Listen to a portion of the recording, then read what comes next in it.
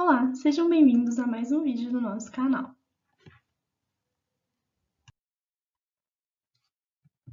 Neste vídeo, vamos continuar falando sobre óptica, mais especificamente sobre espelhos. Espelhos. Os espelhos são sistemas ópticos que fazem uso da reflexão da luz em superfícies planas ou curvas.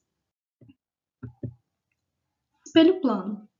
Um espelho plano é uma placa de vidro cuja superfície posterior recebeu uma fina película de prata. Quando a luz incide em uma superfície desse tipo, ela é refletida regularmente. Essa regularidade da reflexão é que permite a formação de imagens. Como isso não acontece nos corpos cujas superfícies são rugosas, estes não produzem imagens. A imagem gerada por um espelho plano é sempre virtual, formada atrás do espelho. Direita, mesma posição do objeto original, e igual, mesmo tamanho do objeto original. A imagem gerada por um espelho plano está situada a uma distância P do espelho igual à distância P' que o objeto se encontra do espelho. Como ilustra essa imagem?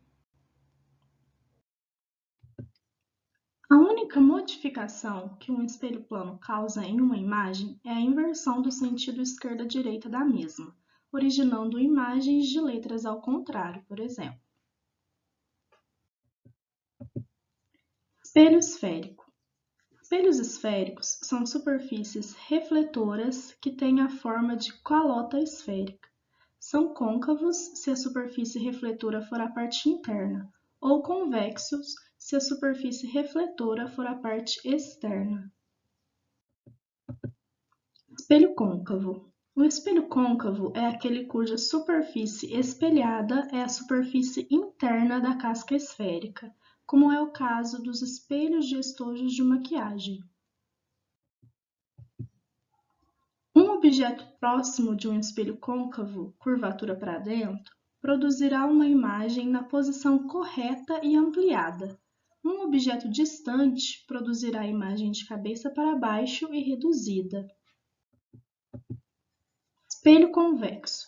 O espelho convexo é aquele cuja superfície espelhada é a superfície externa da casca esférica, como é o caso dos utilizados em alguns tipos de espelhos retrovisores e espelhos utilizados em supermercados e farmácias. A imagem de um objeto no espelho convexo, curvatura para fora, como nos espelhos retrovisores, como dos carros, estará na posição correta, mas será reduzida. Estes são os elementos de um espelho esférico. O raio de curvatura R de um espelho esférico é a medida do raio da casca esférica original do espelho, ou seja, representa a distância do centro de curvatura até o vértice do espelho. O centro de curvatura C coincide com o centro da casca esférica que originou o espelho.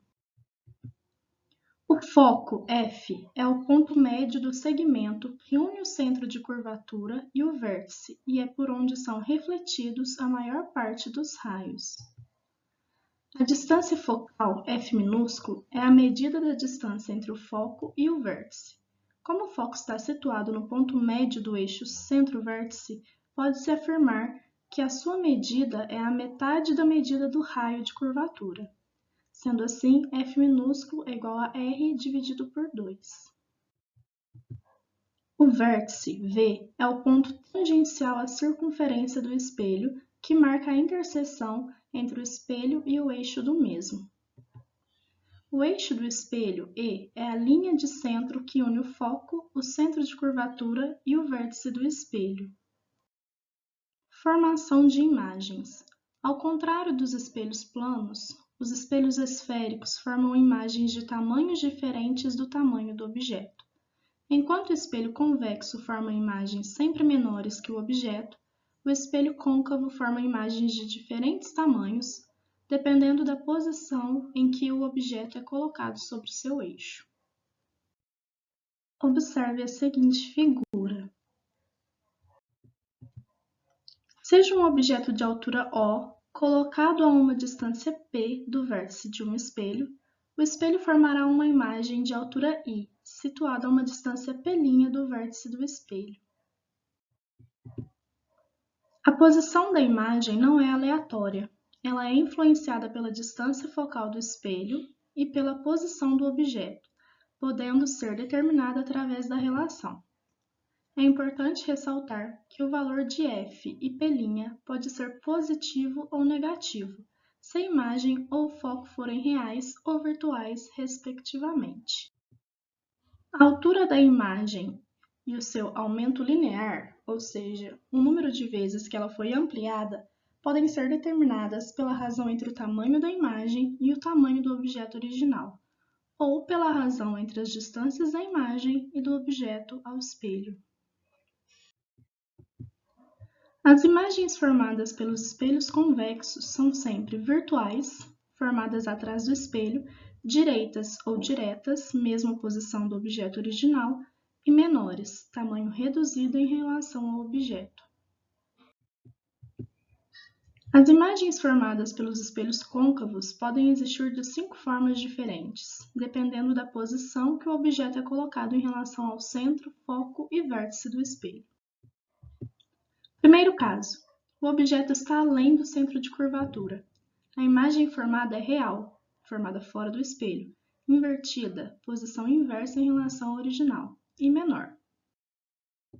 Segundo caso, o objeto está sobre o centro de curvatura. A imagem formada é real, invertida e igual, mesmo tamanho. Terceiro caso, o objeto está entre o centro de curvatura e o foco. A imagem formada é real, invertida e maior. Quarto caso, o objeto está sobre o foco. Não há imagem.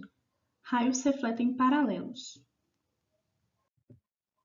Quinto caso, o objeto está entre o foco e o vértice. A imagem é virtual, direita e maior. Vamos agora para os exercícios. A figura mostra uma modelo na frente de um espelho plano vertical. Mantendo-se o espelho fixo, se o modelo se afastar 2 metros dele, numa direção perpendicular ao do espelho, sua imagem se afastará do espelho. Letra A, 2 metros. Letra B, 1 metro. Letra C, 3 metros. Letra D, meio metro. Ou letra E, 4 metros. Vamos para a resolução. Como a imagem do espelho plano é equidistante, a resposta correta é a letra A. Um comerciante deseja instalar um espelho esférico que lhe forneça um grande campo visual de seu comércio a fim de monitorá-lo mais eficientemente. O tipo de espelho mais indicado para tal fim é: letra A, um espelho plano. Letra B, um espelho esférico côncavo. Letra C, um espelho esférico convexo. Letra D, um espelho parabólico. Vamos para a resolução. Os espelhos esféricos convexos são conhecidos por produzir imagens direitas e reduzidas. Dessa forma, seu campo visual é maior, podendo mostrar mais detalhes em sua imagem. Portanto, o espelho esférico convexo é o mais indicado para tal aplicação. Logo, a resposta correta é a letra C. Não se esqueça de curtir e compartilhar. Nos sigam em nossas redes sociais. Nós, do Grupo PET Engenharia Elétrica, desejamos a todos um ótimo estudo.